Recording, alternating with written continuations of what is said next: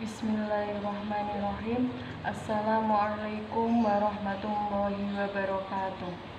Alhamdulillahirabbil alamin wa bihi nasta'in ala umuri dunya waddin wassalatu wassalamu ala asyrofil anbiya'i wal mursalin sayyidina maulana Muhammadin wa ala alihi wa sahbihi ajma'in, amma ba'd. Yang saya hormati Bapak Dekan Fakultas Dakwah dan Komunikasi UIN Wali Songo Semarang, yang saya hormati Ibu Siti Prihatini Tias selaku Ketua Jurusan Manajemen Dakwah UIN Wali Songo Semarang, yang saya hormati Ibu Fania Mutiara Safitri MM selaku dosen pembimbing PPL minor dan mayor, dan tidak ketinggalan pula teman-teman muslimin muslimat dimanapun kalian berada. Puji syukur bagi Allah Subhanahu wa Ta'ala, salawat serta salam tetap tercurahkan keharibaan Nabi Agung Muhammad Sallallahu Alaihi Wasallam. Bersyukur adalah suatu sifat yang mudah diucapkan secara lisan, namun masih sulit diaplikasikan dalam kehidupan sehari-hari. Di mana banyak orang yang mengatakan aku bersyukur, tapi kebanyakan mereka masih melihat atau membandingkan apa yang ia miliki dengan apa yang dimiliki oleh orang lain. Seperti ada ungkapan, belajarlah untuk bersyukur atas apa yang kamu miliki, sementara kamu mengejar apa yang kamu inginkan.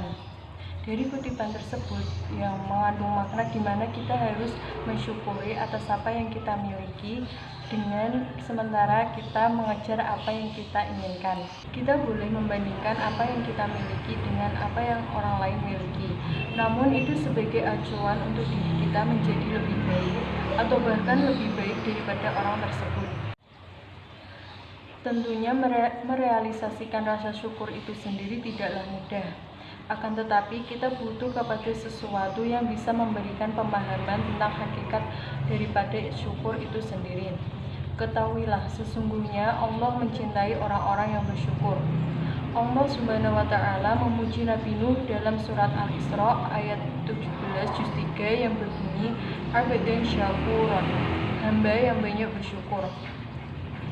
Ayat tersebut menunjukkan bahwa kategori hamba yang bersyukur adalah merupakan perkara yang dicintai oleh Allah.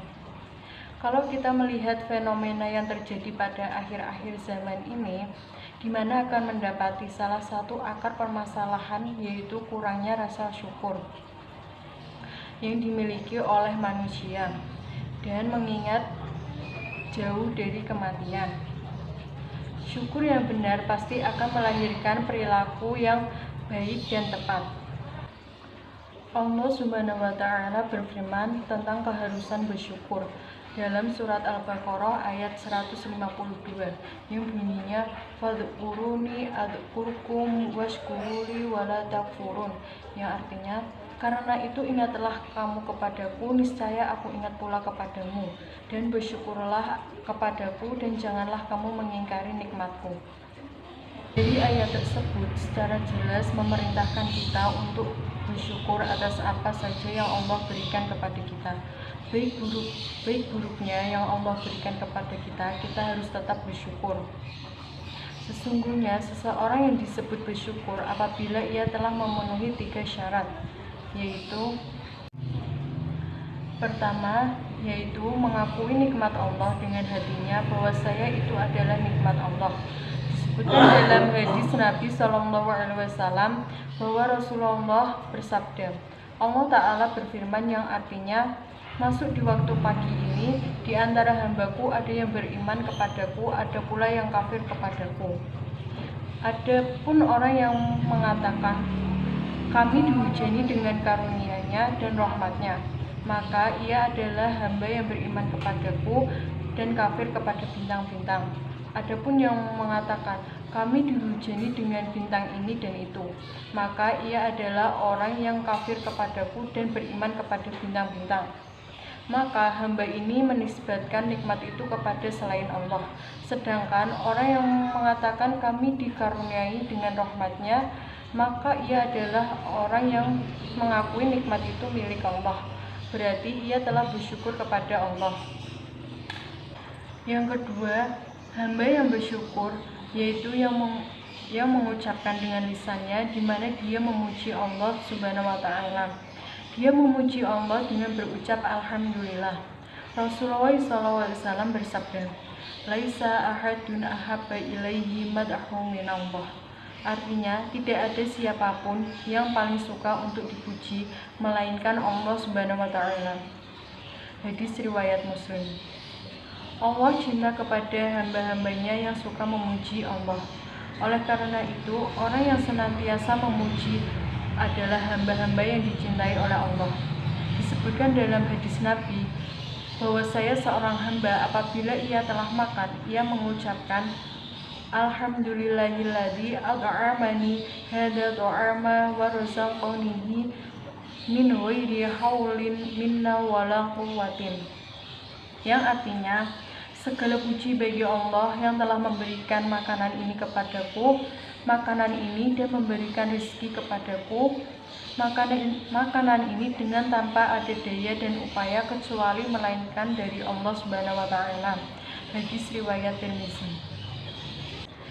Dan yang ketiga, sesungguhnya orang yang bersyukur kepada Allah adalah yang menggunakan kenikmatan ini dalam rangka beribadah kepada Allah, menggunakan kenikmatan itu dalam beramal soleh, menggunakan kenikmatan yang Allah berikan berupa kesehatan, waktu luang, dan harta untuk di jalan Allah. Berapa banyak orang yang tertipu oleh kesehatan dan waktu luang? Rasulullah SAW bersabda, "Ni'mati maghbunun fihima katsirun min nasi sohatun wa farahu."